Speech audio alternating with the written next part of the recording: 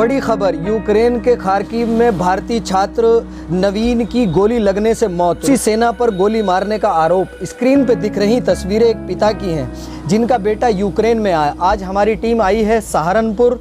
दोस्तों, हमारे चैनल को सब्सक्राइब करें। शौकत अली जी से जब हमारी बात हुई तो वो रो पड़े। दोस्तों, इनका बेटा यूक्रेन में फंसा हुआ है। 30 किलोमीटर बॉर्डर तक चला है पैदल। जिस पैदल चलने की वजह से उसके पैरों में हुए छाले। बेइंतहा परेशान है पिता। आइए आपको इनका दर्द इनकी ज़बानी सुनाते हैं। शौकत अली जी ने लगाई गुहार। पीएम नरेंद्र मोदी और सीएम योगी जी से कहा कि हर भारतीय नागरिक पहुंचे अपने घर सुरक्षित। जब से जो है हम परेशान हो गए थे, जंग चलती रही और हमारा बच्चा जो है जितना दुखी रहा है, कम बंकर में खाने को नहीं मिला उसको।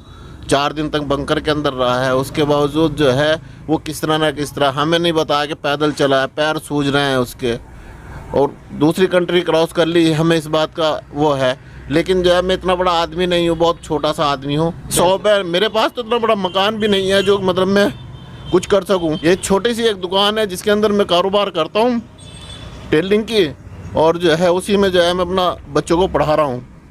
हमारे प्रधानमंत्री जी कहते हैं एजुकेशन पे ध्यान दो। मैंने एजुकेशन पे ध्यान दिया, अपने मकान पे ध्यान नहीं दिया।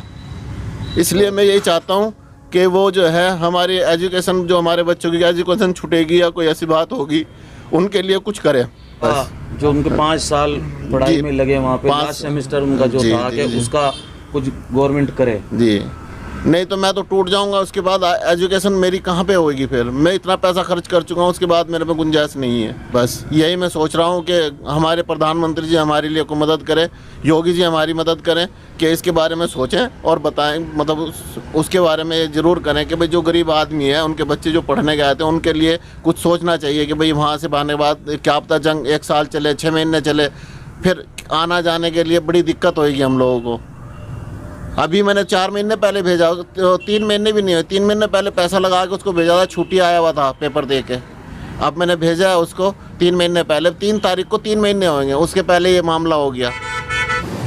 मैं एम के सिद्दीकी, इस वीडियो को शेयर ज़रूर कर देना। कुछ बच्चों की लाइफ का सवाल है। मैं भारत सरकार से कहूँगा कि भारत सरकार यूक्रेन से जो बच्चे आ रहे हैं, इनका एडमिशन फ्री ऑफ कॉस्ट होना चाहिए उस ईयर में जिस ईयर में ये पढ़ते हैं, क्योंकि ये भारत का मुस्तकबिल है।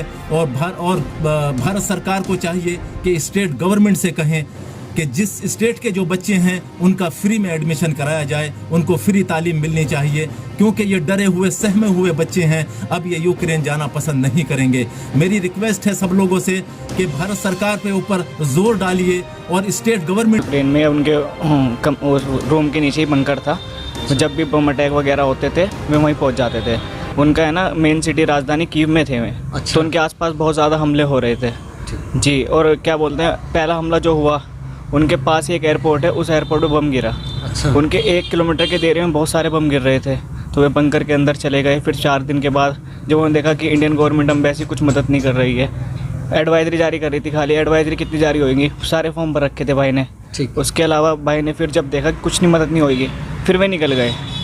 वे सुबह 8 बजे निकले। परसों से पहले, 1 दिन पहले तरसों वे 8 बजे निकले सुबह के टाइम। कर्फ्यू खुला था।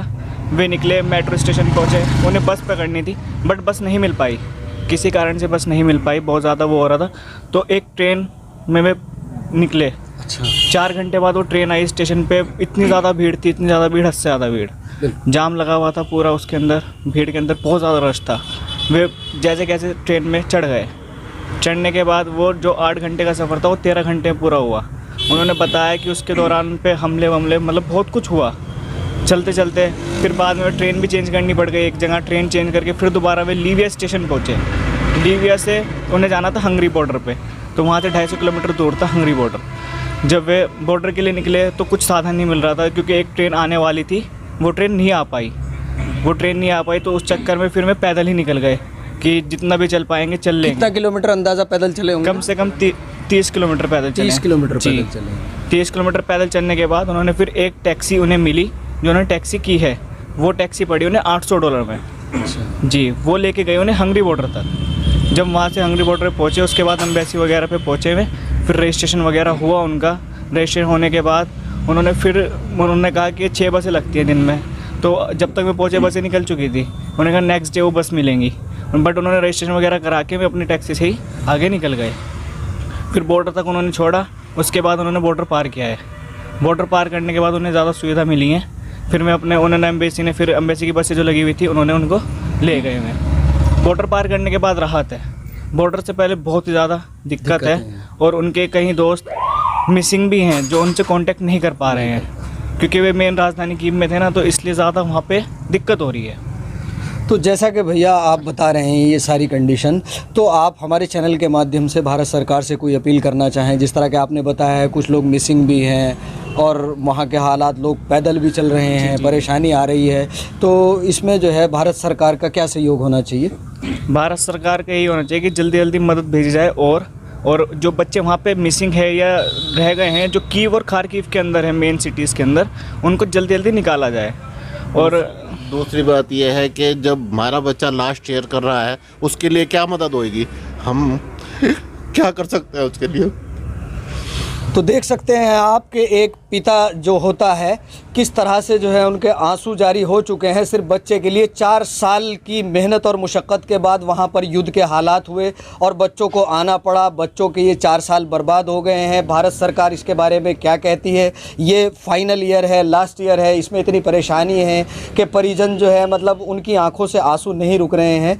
तो हम तो यही कहेंगे और परिजनों का भी यही कहना है कि इनके बच्चे सुरक्षित आ जाएँ। तो अभी कहाँ पर हैं आपके भैया? अभी भैया सेव है, सोलांकी रिपब्लिक के अंदर कंट्री में पहुंच चुके थे मैं, तो अभी वहीं पे रिजॉर्ट में रुके हुए हैं, एम्बेसी ने रुकवा रखा है। तो कब तक आपको उम्मीद है कि भैया आ जाएंगे? देखो अभी तो कुछ पता नहीं, क्योंकि उनके पासपोर्ट ले गए थे, वो पासपोर्ट के नंबर वगैरह ले गए थे, तो अभी शायद 2-3 दिन लग सकते हैं, क्योंकि वहाँ फ़्लाइट कम आती है सोलांकी रिपब्लिक में ना।